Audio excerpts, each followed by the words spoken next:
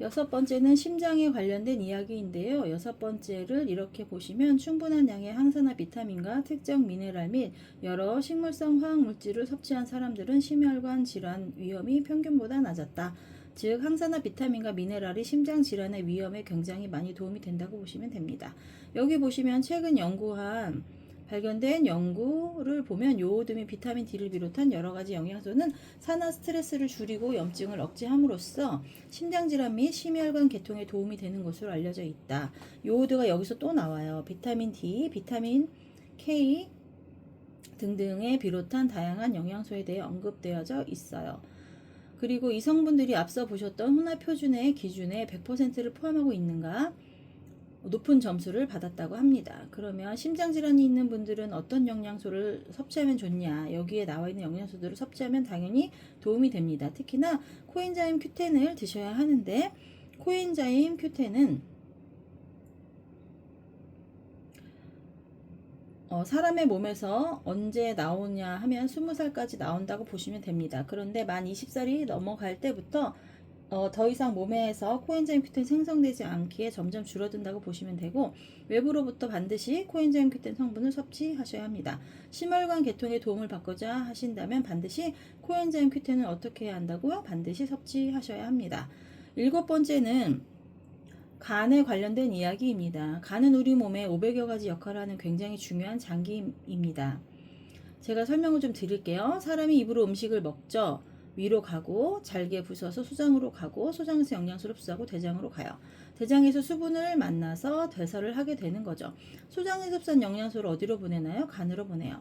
간에서는 혈관으로 보내고 혈관에서는 세포로 보내게 되어 있어요. 사람의 몸은 이렇게 꼬불꼬불한 장으로 되어 있죠.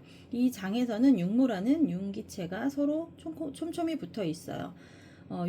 육모가 장이 좀 안 좋은 사람, 예를 들어 장누수, 장이 늘어졌다라는 이야기 하잖아요.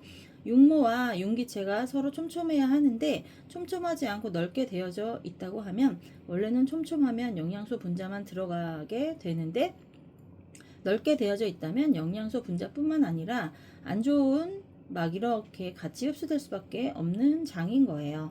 그러면 장에서 어떻게 막 흡수가 되면 간에서 제대로 해독을 시켜야 하는데, 간은 이미 500가지가 넘는 역할을 하느라 많이 바쁘거든요. 그런 상황에서 장을 통해서 안 좋은 것들이 계속 들어오면 간은 과부하가 걸리는 거예요. 과부하가 걸리니까 더 이상 해독을 시키지 못하고 안 좋은 것을 어디로 보내냐? 혈관으로 보내요.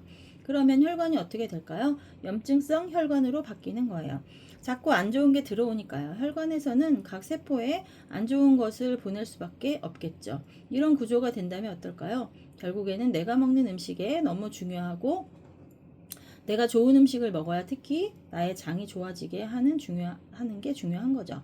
위장, 대장, 소장, 장이 건강해야겠죠. 사람의 몸은 16만 가지 병이 있다고 합니다. 그 중에 90%가 혈관병이라고 합니다.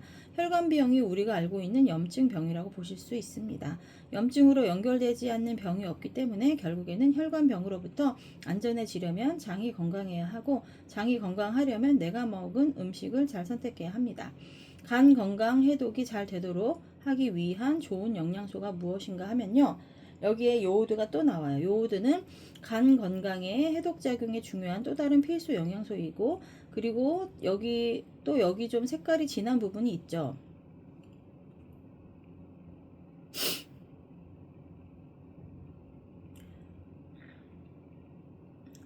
요오드, 비타민C 등등 혼합표준에 명시된 함량이 100%를 포함하고 있는지를 보셔야 한다고 적혀 있습니다. 특히 셀레늄과 비타민 B군이 들어가져 있어요. 아까 혼합표준을 기준으로 함량이 100% 이상 되어야만 영양제 가이드북에 높은 점수와 높은 메달을 받을 수 있고, 좋은 점수를 받을 수 있는 사람이 먹을 수 있는 수준이 되는 겁니다. 도움이 필요한 사람이 먹는다면 즉각적인 효과를 발휘할 수 있게 됩니다. 그래서 우리가 영양소를 고를 때는 거기 안에 들어있는 성분이나 이런 것들을 잘 살펴야 합니다. 여기 보시면 요오드는 간 건강과 해독작용에 중요한 또는 다른 필수 영양소이다. 과산화수소의 잠재적 손상을 줄이기 위한 요오드의 능력은 신체 내에서 독성 물질을 제거할 때 글루타치온의 과산화 효소의 작용을 지원한다라고 쓰여 있죠. 요오드가 중요하죠. 요오드가 가장 많이 들어있는 음식은 김, 미역 이런 데 많이 들어가져 있죠. 이것도 잘 먹고 건강기능식품도 잘 선택해서 드셔야겠죠. 요오드를 잘 챙겨 드시게 되면 어떻게 된다고요? 앞서 면역에도 말씀드렸지만 간 기능 개선에 요오드가 매우 중요한 것이죠. 여덟 번째는 포도당 조절입니다. 대사 건강에 중요한 영양소가 여기 적혀 있습니다. 비타민 B군, 비타민 C, E, 비타민 D, 크롬, 망간 등등 혼합 표준에 명시된 내용들이 100%를 포함하고 있어야 해요. 이 성분이 대사에 많은 역할을 해주기 때문이다. 그렇다면 어떤 종합 비타민 영양제를 선택해야 할까요? 이렇게 많은 영양소들이 들어있다고 하면 그걸 선택해서 먹으면 되겠죠. 특히나 크롬은 굉장히 많은 양이 필요하지 않지만 꼭 필요한 영양소이며 무조건 대사에 관여하는 미네랄임을 알아야 합니다. 크롬이 들어있는 비타민제를 선택하셨으면 좋겠습니다. 하나만 더 설명을 드리자면 쓰리고가 있는데요. 쓰리고는 고혈압, 고지혈, 당뇨를 말합니다. 쓰리고에 대해서 알기 쉽게 설명을 드릴게요. 우리가 몸을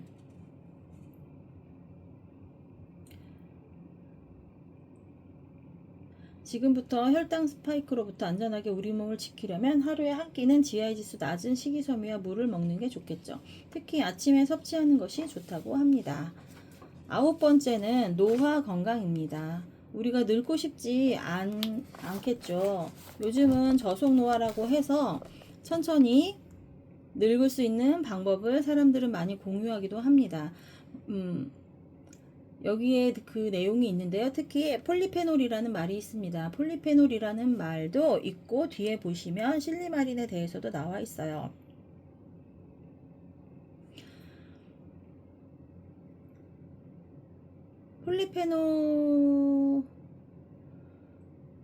실리마린은 간 보호와 항암성 입증에 강력한 증거가 있다라고 나와 있어요. 그리고 실리마린은 항암성을 입증한 강력한 증거가 있으니까 우리가 간 보호를 위해서 실리마린을 먹어야 한다는 이야기를 들어보셨잖아요.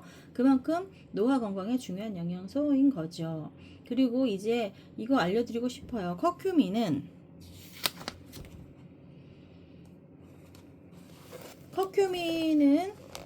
특히 흔히 카레라고 말하는 거 들어보셨죠? 울금, 강황 이런 거요. 여기 읽어드릴게요. 커큐민은 인도산의 허브가루에서 얻은 노란색의 페놀성 안료이다. 커큐민은 항염증제, 항균제, 항바이러스제, 항곰팡이제, 항종양제 및 항경련제와 같은 다양한 치료 효과를 보여주고 있다. 또한 세포 신호 과정과 장수와 관련된 여러 가지 유전자의 발현을 변경하는 중요한 역할을 한다. 특히 커큐민은 특정 암이나 알츠하이머병, 파킨슨병, 심혈관 질환 및 제2 당뇨와 같은 여러 가지 만성의 고통에서 벗어나는 것을 증명하는 증거들이 점점 많아지고 있다. 커큐민은 미토콘드리아에서 강한 항산화 효과를 발휘하며 세포 항산화 방어 물질과 상향 조절에 의해 활성산소 생성을 억제하고 있다. 활성산소가 우리 몸에 진짜 안 좋잖아요. 커큐민이 엄청난 역할을 하고 있다는 거죠. 그래서 내가 100만큼 먹으면 10에서 5 정도밖에 흡수가 안 될 정도로 흡수력이 적어요.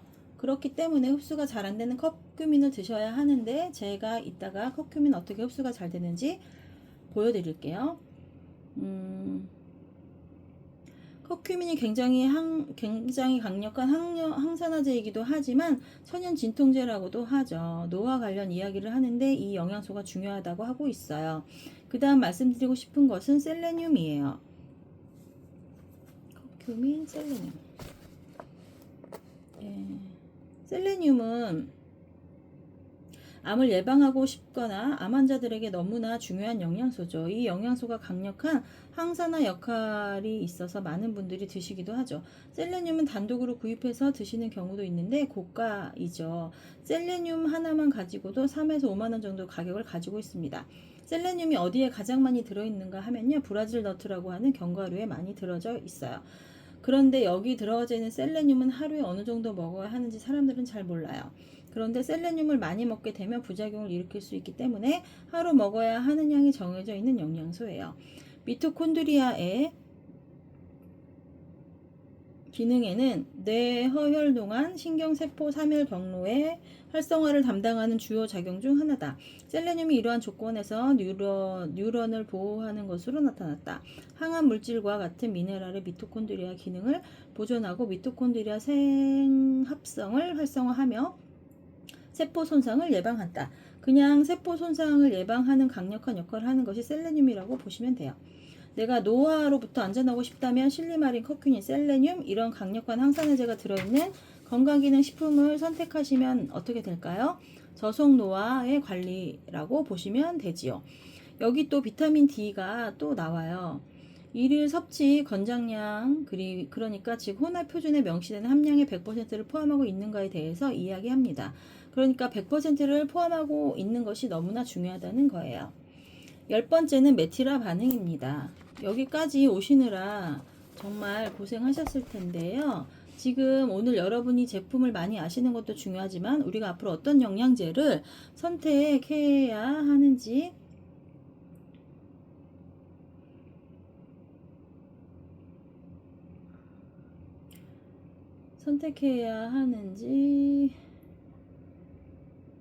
그 돈에 맞는 어떤 성분이 얼마나 들어가 있는지 확인을 다 할 수 있는 그런 제품, 그런 영양제를 고르셨으면 좋겠습니다. 메티라 반응은 뭐냐면 고기 좋아하세요? 저도 참 좋아하는데 고기를 많이 먹는 사람일수록 호모시스테인 수치가 높다고 합니다. 호모시스테인 수치가 높으면 심장병, 뇌졸중, 말초동맥 질환의 예측이 가능해졌다고 합니다. 그리고 실제로 심장병 환자의 40%가 호모시스테인 수치가 굉장히 높게 나왔다는 연구 결과도 있습니다.